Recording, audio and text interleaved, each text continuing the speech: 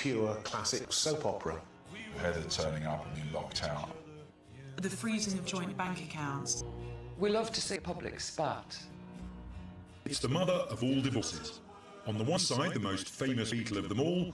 On the other, his controversial and much younger wife. She's very driven. I think she's a ball breaker. She will go for every halfpenny she possibly can. They just hate each other. It's a jungle war. Tonight, the propaganda war that's dominated newspapers this summer. What's been going on behind the headlines? These are two very sophisticated people who understand how the media works. Why an amicable parting degenerated into a dirty divorce. She will not give up this battle because it's everything for her. How the woman tabloids love to hate fought back. Anything that Heather Mills does is planned, and everything that she's doing at the moment is certainly planned because there's an awful lot rests on it. And when the propaganda war is over, who'll get what in the most expensive divorce ever? For journalists, it's a great story. It's like relief, there's been wars going on, there's been all kinds of terrible things. So this, for the media, is like relief. All red tops are going to write about this case for months to come. Lawyers are going to get richer, publicists are going to get richer, and it's going to be 8 days a week. It's a world away from 1969, Paul's marriage to Linda. So what's it feel like to be married at last? It feels fine, thank you. What are you going to do now? Is it going to change your life much, do you think? I don't know, really. I've never been out before. 30 years together, fiercely protective of each other and their privacy. It was in 1999, a year after Linda's death, that Paul met Heather Mills. They met at the Pride of Britain Awards, Daily Mirror Pride of Britain Awards. She bounded up on the stage in these white trousers and a tight red top, no bra, boobs jumping all over the place, and McCartney, who had been not interested in life till that point, suddenly looks up and goes, "Wow, who's that?" I saw most faces of most of the men, and they really did see her. She looked great. And that's how the relationship started. He was sodded almost from day one. He was 57 and available. She was 31 and not so available. Although at the time she was engaged to someone else. She was engaged to Chris Terrell. Chris, reveal to the viewers now what really happened between you and Heather under the moon. Heather met Chris Terrell while working as a TV reporter, and Esther Ranson announced their engagement as a nation. I decided I'd fall in love with her, and when we were floating down on a fishing boat up the Mekong, I proposed to her. And she said? When? I just knew. The second I met him, I knew. Can we see the ring? But just 7 weeks after this happy announcement, and 6 days before their wedding day, Heather told Chris it was all off. She met Paul. Never saw Heather again.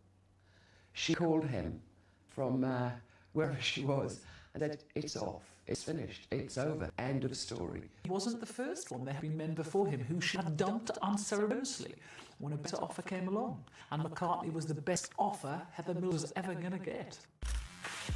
So, who was Heather Mills? An unknown model who became an anti-landmine campaigner. Dramatic transformation was caused by a traffic accident. She lost her left leg below the knee. But that became the springboard for a TV career, with a powerful image in programmes like this, where she's not just a reporter, but someone who empathises with the people she campaigns for. It's starting to get sore. A little bit. But that's because I'm too busy. Heather saw losing this leg as a beginning, not an end. And that takes enormous strength and courage to do that. And that's how she's where she is today. That's how she's married to a guy worth 850 million quid. We're very happy, and we'll get married sometime next year. And they did. 2002 in a castle in Ireland, with a famous photo call. But without a prenuptial agreement. I love him. On national telly? Things seemed to change. Suddenly, the normally reticent McCartney seemed to be on the tape all the time, often to support Heather's career or charity work. Side by side just a few weeks ago, campaigning for an end to seal culling in Canada. This is a guy who, when he was with Linda, never went to big parties and showbiz parties. He would go to the opening of an envelope with her because she wanted to be seen out and about. And in 2003, there was a baby daughter, Beatrice. The family picture seemed complete, but there were always the rumours. Even before they were married, there's famous report of an argument where Sir Paul reportedly threw the wedding ring out of the hotel window.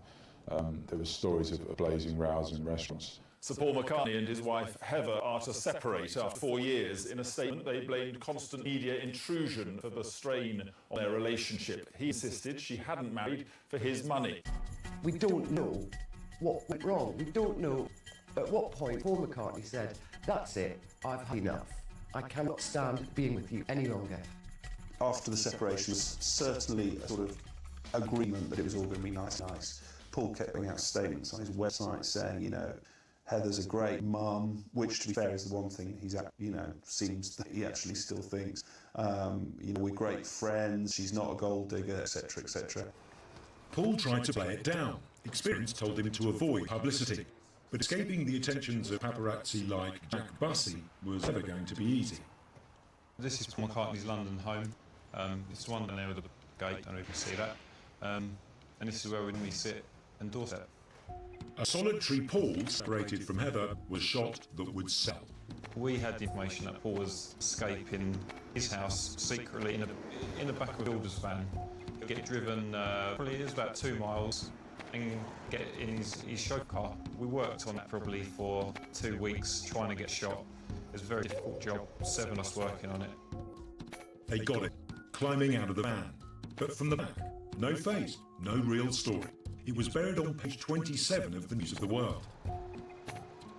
Paul was taking advice from his own PR agency, the Outside organisation, and succeeding in keeping the split low-key.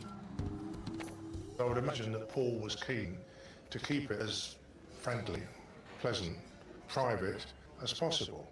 He certainly wouldn't want his dirty washing all over the media.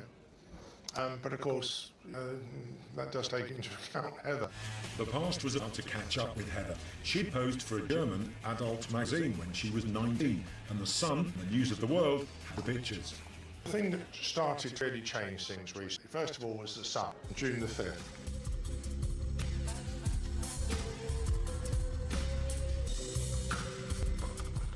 She insists that this Joy of Sex Money was an educational tome. But there's not many educational tomes that I know where they use whipping cream to show you how to have sex and have a good time. That really opened up the can of worms. And that gave others, including the News of the World then, come out with this story just a week later. Heather, the £5,000 hooker. It was a pretty hard-hitting story that we published. It was also very detailed. If you look at it, there are a number of people quoted in there by name. Adnan Khashoggi's former private secretary, Abdel Ghori, said she was a hooker. I know, I paid her. Heather denied it, and she did make mention that she will sue once the divorce is out of the way. 1 month after the story, on July the 14th, Heather's lawyer confirmed she was going to sue the News of the World and was vehemently denying what she called untrue and highly defamatory allegations. What he knew was about topless pictures, not porn. That is when the friendly divorce ended. And without protection of Paul's money and reputation, the papers had decided Heather was fair game. We didn't see many stories, and if we did see any story hinting at it, it was stamped on, and writs were issued, and lawyers were contacted, and papers were threatened. And it's interesting that since he's decided to divorce her, it's like the floodgates have opened, and suddenly the relationship is now over, and woof, there it all is in the public domain. I think that they didn't come out before because people were frightened of Paul McCartney, the media, his wealth, and the legal resources he has, and also his popularity. So she was a much easier target when she's no longer Mrs. McCartney. But as long as she was with Paul, no one was ever going to run it. Because in the end, it's commercial suicide. By early July, McCartney versus McCartney was beginning to get nasty. Paul's daughter Stella was dragged in. A phone call between Stella and Paul had been bugged, and Heather, incredibly, had received a tape. The Sunday Mirror's Ben Todd printed the story. It was huge. Heather threatened to sort of stop Stella ever seeing her half-sister again. No one's ever said who recorded the tape. Do you know what the tape is? That's my sources. Shortly afterwards, Paul's patience snapped. On July the 29th, it was reported that he'd filed for divorce. It made for a new round of damaging headlines. He is said to have said that she was rude and arrogant and dismissive with his staff. She has implied that he was mean and controlling. And all of a sudden, out of the blue, came a divorce petition served on Heather. I think she feels furious that she wasn't the instigator of this separation and then divorce. I think she's deeply shocked by it and angry. And within a week, August 6th, the Sunday Mirror's front page said it all. The propaganda war was in full cry. A letter from Paul's lawyers to Heather had been leaked once again to journalist Ben Todd. You knew that it was at such a low ebb now, and that it was basically like war. They just hate each other. And now they'll stop at nothing. Nothing to tear each other apart. Nothing. Nothing. It had the lot, the missing £1 million from the McCartney's joint account. An account that Paul subsequently had frozen. Plus the mystery disappearance of some cleaning fluid. 3 half-filled bottles had gone missing from Paul's Sussex estate. Heather's nanny had borrowed them and left a note to say so. But it's enough to get the lawyer going. 3 or 4 days later, there's a half-page legal letter from Sir Paul's lawyers saying, "What are you doing? What gave you any right? You've upset the housekeeper at Peacemarsh." Maybe this would back up her stories that he was mean and awful to her, and this does not make him look good. A man with 850 million quid in the bank, bellyaching about 3 bottles of cleaning fluid. You realise we've now hit a rock bottom here. So Heather started her fight back. She employed the services of ex-editor of both Hello and the News of the World, one Phil Hall. You can see the change. This is Heather fighting back. This is Heather in the Daily Mirror, August the 8th, when she's been shut out of the matrimonial home. The Mirror reported how Heather had arrived in St John's Wood to find the locks had been changed. She was furious, allegedly. Police were called when her minder started scaling the wall. It was spun by certain newspapers in such a way that she was made to look a victim more than anything else, and understandably you felt sorry for her. Mirror's scoop carried an unnamed eyewitness account of a fuming and humiliated Heather, with 7 colour photos across pages 1 and 3. The paparazzi's time hadn't been wasted. Someone in her organisation would have tipped off a newspaper, the first call. Newspaper would have tipped off paparazzi agencies pretty much. She got dressed up for it, she'd done her makeup, she posed on her doorstep, making a scene out of it, so there's a chance it was posed. You can guarantee that anything she does and anything that happens to her and anything that we see and that we're allowed to see, it's because she wants us to see it. Interestingly, the Sunday Mirror of August the 6th reported that Paul had already changed the locks at St John's Wood so Heather couldn't get in. But this lockout happened the very next day, on Monday, August the 7th. Phil Hall, Heather's PR advisor, told us that the difference was that this time Paul had changed the gate locks. Any suggestion that the photos were staged is wrong and naive, said Mr. Hall. The Mirror page 1 splash of August the 8th meant Heather had scored her first big PR victory at Paul's expense. He's coming out of this looking very bad and very tacky and very spiteful and vindictive.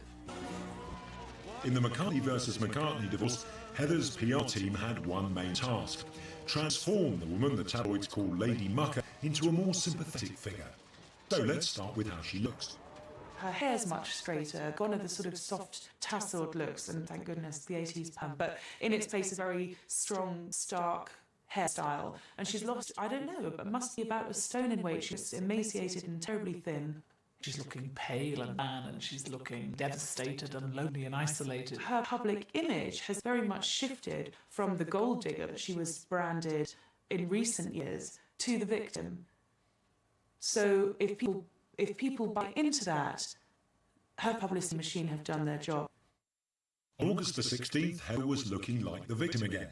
The Daily Mirror had exclusive photos of Heather collecting daughter Beatrice from a hotel, because Paul wouldn't let a helicopter land on his Sussex estate. But once again, this was a new version of an old story that had appeared in that Sunday Mirror of August 6th, which revealed that Paul had banned his helicopter from his land. 10 days later, this new version coincided with news that Heather was issuing her own divorce petition. She has cross-petitioned on the grounds of his unreasonable behaviour. So there's a two-pronged attack from both parties against each other, using to speak to the media. So we have a two-sided battle here. Very few people must have been involved in that operation, and yet somehow it ended up on the front page of a newspaper.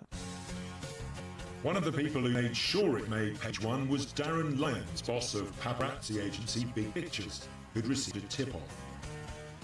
Yeah, Heather knew the press were there. It wasn't only us, there was a Daily Mirror photographer as well, which could have been tipped off by her camp. So she seems to be using that as a little bit of a mouthpiece on her behalf. We had the information from a totally separate independent source. It made for fantastic pictures, as you can see, you know, splashed all across the front. You can do things privately if you want to. You know, say Paul McCartney is going about his business very privately at the moment. We're not seeing his distress, we're not seeing his devastation. He's kept well out of the way. I think if Heather wanted to do it that way, she could. I don't think she wants to do it that way. Later that day, Heather headed for America, and so did Paul. The paparazzi caught him en route to New York. She was caught on her way to LA, and there was no doubt who got the most coverage. There's probably 20 or 30 photographers around her at this stage. I mean, she's milking it as far as I'm concerned. I mean, but you would do in this situation. She needs the publicity. Nice top two for the tabloids. When you've got a great set of breasts like that, that's great for a tabloid newspaper. So it's going to get her in the paper straight away. Simple. It's part of the image. It's part of the art. But pictures needed a story. What better than Heather's home video? She's only collecting evidence of paparazzi harassment, says Phil Hall. But with sister Fiona filming Heather, Heather filming the paparazzi, and the paparazzi filming Heather, the circus had well and truly come to town. The video diaries are the subject of much debate. I mean, whatever. Her video camera is an omnipresent accessory and has been for a while. Whatever's happening to her, she's taking a video of it. And if she's not taking a video of it, her sister, Fiona, is taking a video of her doing whatever she's doing. Now, I don't know why she's doing that. Is she doing it because she's making a film? She's doing a documentary? She was filming right live a year ago. Is it for her divorce lawyers? What's it about? Whatever it's about, while Heather was in America, she was still making front-page news in Britain. The prospect of Heather's own video diary was seen as a warning shot to Paul. Imagine a message that would have sent to the other side and the shivers that would have gone down certain spines. Certainly if you were, on Paul's side, you might be a bit, you'd take note anyway. The propaganda war has even extended to the choice of lawyers. On July the 16th, it was announced that Paul was engaging Fiona Shackleton, who represented Prince Charles. 24 days later, Heather responded by engaging Auntie Julius, who'd represented Princess Di. It's slightly ironic, isn't it, that the King and Queen of Pop have got the same lawyers as the King and Queen of our hearts, Princess Di and Prince Charles. But in reality, the reason is that there are probably only half a dozen lawyers in London that have got the technical capabilities of doing a divorce where there's so much wealth and so much complexity in the wealth. And so much publicity. Our research shows that since the separation, there have been twice as many stories about Heather than Paul, plus 216 pictures of her in the tabloids compared to 165 of him. But in law, the propaganda war is likely to be viewed for exactly what it is, about image, not reality. You get this ridiculous situation where both sides of the marriage both employ PR agencies who are both spinning for all their worth stories into the media saying he did this, she did that. I suspect the courts will have very little truck, won't take any notice of that. They'll say Heather McCartney is entitled to, the child is entitled to, and they'll make an award. And that award will be bigger than I think Sir Paul will want to pay. That is, of course, if it ever gets to court. Meanwhile, McCartney versus McCartney, the split that went spin out of control. Even the settlement gets set up. What she's after is as much as she can possibly get. At one point she was offered, I believe, it is 30 million. Well, it's better than a slap in the face with a wet fish. She threw the 30 million back in his face. Anything up to 50 million. I should think she's probably after 100 million. Could you get 100 million? Heather, if she pushes it, could get up to 100 million. I don't think I'll admire her at the end of the day if she walks away with 100 million quid, because I think that's wrong. Probably 200 million in her mind. It's a tug of war. Well, money can't buy me love, as someone once famously sang. But how much of it can buy off an ex-wife? Last Wednesday, away from the cameras, Paul and Heather met face-to-face for the first time in 70 days and acknowledged that the PR war has to end, possibly following the advice of someone else who once famously sang, "Give peace a chance." This couple should think very carefully about how they're going to deal with the next stage of their divorce. It's pure classic soap opera. Heather turning up and being locked out. The freezing of the joint bank accounts. We love to see a public spat. It's the mother of all divorces. On one side, the most famous Beatle of them all. On the other, his controversial and much younger wife. She's driven. I think she's a ball breaker. She will go for every halfpenny she possibly can. They just hate each other. It's a tug of war. Tonight, the propaganda war that's dominated the newspapers this summer. What's been going on behind the headlines? These are two very sophisticated people who understand how the media works. Why an amicable parting degenerated into a dirty divorce. She will not give up this battle because it's everything for her. How the woman the tabloids love to hate fought back. Anything that Heather Mills does is planned. And everything that she's doing at the moment is certainly planned because there's an awful lot rests on it. And when propaganda war is over, who'll get what in the most expensive divorce ever? For journalists, it's a great story. It's like relief. You know, there's been wars going on, there's been all kinds of terrible things. So this, for the media, is like relief. All the red tops are going to write about this case for months to come. Lawyers are going to get richer, publicists are going to get richer, and it's going to be 8 days a week. It's a world away from 1969, Paul's marriage to Linda. So what's it feel like to be married at last? It feels fine, thank you. What are you going to know? Is it going to change your life much, do you think? I don't know really, I've never been married before. 30 years together, fiercely protective of each other and their privacy. It was in 1999, a year after Linda's death, that Paul met Heather Mills. They met at the Pride of Britain Awards, the Daily Mirror Pride of Britain Awards. She bounded up on the stage in these white trousers and a tight red top, no bra, boobs jumping all over the place. And McCartney, who had been not interested in life until that point, suddenly looks up and goes, "Wow, who's that?" I saw most of the faces of most of the men, and they really did fancy her. She looked great. And that's how the relationship started. He was besotted almost from day one.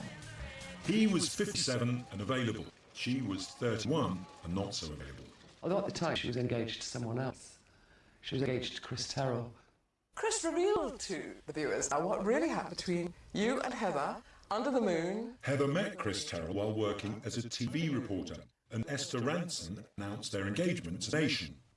I decided I'd fallen in love with her, and when we were floating down on a fishing boat up the Mekong, I proposed to her. And she said, When? I just knew the second I met him, I knew. "Can we see the ring?" But just 7 weeks after this happy announcement, and 6 days before their wedding day, Heather told Chris it was all off. She'd met Paul. He never saw Heather again. She called him from wherever she was and said, "It's off, it's finished, it's over, end of story." He wasn't the first one. There had been men before him who she had dumped unceremoniously. A better offer came along, and McCartney was the best offer Heather Mills was ever going to get. So, who was Heather Mills? An unknown model who became an anti-landmine campaigner. The dramatic transformation was caused by a traffic accident. She lost her left leg below the knee. But that became the springboard for a TV career, with a powerful image in programmes like this, where she's not just a reporter, but someone who empathises with the people she campaigns for. And sometimes it gets sore. But that's because I'm too busy. Heather saw this losing this leg as a beginning, not an end. And that takes enormous strength and courage to do that. And that's how she's where she is today. That's how she's married to a